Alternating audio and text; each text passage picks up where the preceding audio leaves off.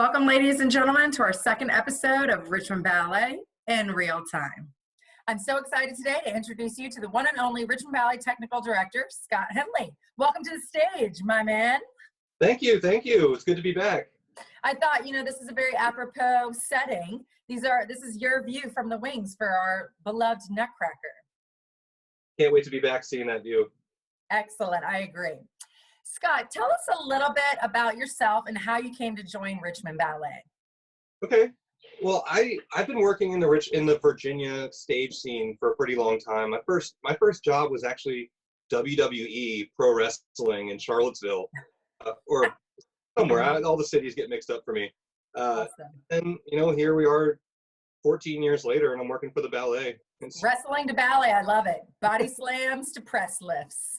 And you'd be surprised how similar the two are.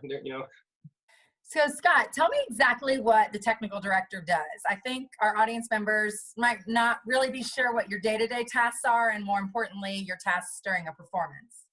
Okay. I look at myself more like a project manager. So basically we know we have a ballet, say we're doing Nutcracker. We identify all the moving parts that have to happen for that, everything from trucking to getting the floor ready, to getting the costumes into the building. So basically I'm a jack of all trades and a master of none. My job is more to find the experts and get the experts on the problem. Excellent. And I'm sure with Nutcracker, you need quite a bit of hands on deck for that. Yeah, it's definitely our biggest show of the year. It takes the most moving parts. But it's so much more. It's so much fun, and once we actually get into the stage, it's magical. Excellent. All right. Our next question is: what is your favorite production that Richmond Ballet does that you've worked on so far? I think the one we just finished in February, Swan Lake, was my favorite. I think it's one of my favorite tutu ballets. I think it was really inspiring watching our company performing at their peak. It was just really, it was so good, it made me want to be a better person.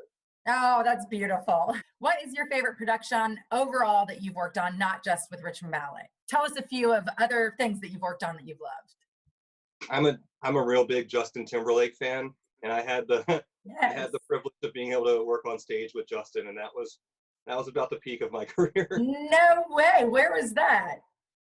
In unfortunate circumstances, actually, it was in the Charlottesville Unity concert that we had a couple of years ago at University of Virginia. So, even though tragic circumstances, it was really a beautiful event. Wow. And what did he sing? What did he sing? He performed with his band, actually. I didn't really know Justin Timberlake was a good guitar player, but sure enough. Wow. Surprises at every turn. Yeah, he's got the dances, got the moves, and he can play guitar. Bye. Okay, what is your favorite backstage story that you have? Oh my, a few years ago I was working a Dave Matthews Band concert, and we got this friend Dave who works with us, who we like to rib on a lot and kind of make fun of sometimes behind his back, but in a nice way. Mm-hmm. Always. One of the touring guys with Dave Matthews overheard what we were saying about our friend Dave and thought we were talking about Dave Matthews, and tried to get us all kicked off the stage and made a big hullabaloo. Didn't really stop until we're like, that's Dave, I promise. He's a real guy. He's right there. Oh, wow, that's good. And also scary. Yeah, please don't kick me off the stage. Yeah. So tell me, do you have a favorite ballet backstage memory? I think my favorite part of working for the ballet is Minds in Motion. And whenever I look back, when we have all those kids on stage, it's like 400 kids on stage, which normally we're dealing with 20 people, and we get all 400 and everybody's cheering for them, and it puts a smile on your face every time I think about it. And I can't imagine the energy that's back there. And we treat it like a full scale performance. So we treat them like the talent, and we treat them like they're rock stars.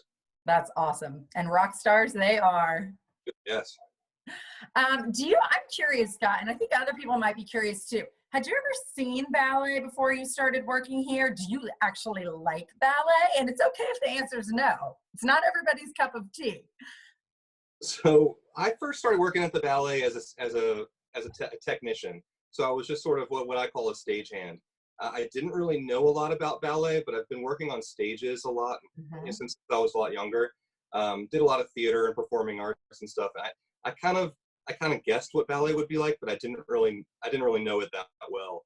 But here we are through almost 3 seasons later, and every day I'm inspired by these guys. I think ballet is just totally amazing. Awesome. Awesome. Very cool. You have a fun story. I want you to tell us about your favorite RVA band and their connection to Richmond Ballet. Okay, my favorite Richmond is a pretty small music scene, but it's got a lot of bands and it's pretty it's pretty interwoven. My favorite band growing up here was Avail, and the lead singer of that band, Tim Barry, actually used to have my job here. Not as a technical director, he was a technician here. Did all the pyrotechnics for Nutcracker, and when I started working here and found out he used to work here, it's a pretty cool feeling. Oh yeah, I love Tim. I remember being backstage in the wings with him, and I had no idea about his talent and how many followers and lovers that he had in the music scene until somebody pointed out. He's a pretty epic dude. Okay, last but not least, we're going to do one of my favorite things on Richmond Ballet Real Time, and it's called the Petite Allegro Round. Petite Allegro Round is just like a lightning round, really fast, quick questions I'm going to ask you. Are you prepared and ready? I think so. Okay, because I came prepared and ready with my light up tiara. Since you are the technical director, here we go. All right, confetti or snow? Snow. Okay, Texas beach or pipeline? Texas beach. Ooh, you could go anywhere in the world, where would it be? Antarctica. Oh, good answer. Cat or dog? Dog. Frosé, rosé, or frozen margarita? Frozen margarita all day. Okay, Mama Zoos or Banditos? Oh, don't put me in that position. Here, Jerry, don't be mad at me, but I'm picking Mama Zoo. Okay. Favorite local spot to see live music? Was Strange Matter, R.I.P. I know. I'm gonna say now it's gonna be Dogwood Dell whenever we get to actually see the symphony or anybody there. Fabulous. I love that. Thank you so much for joining us today, Scott. It's been really cool getting to walk down memory lane with you and learn a little bit more about you and the production department and how you bring magic to the stage. And we can't thank you enough for helping to help everyone to enjoy the Richmond Ballet experiences. Thanks, guys. Thank you. Bye-bye. Love ya. Bye. We hope you enjoyed this interview with Scott Henley. You learned a little bit about him and our production department.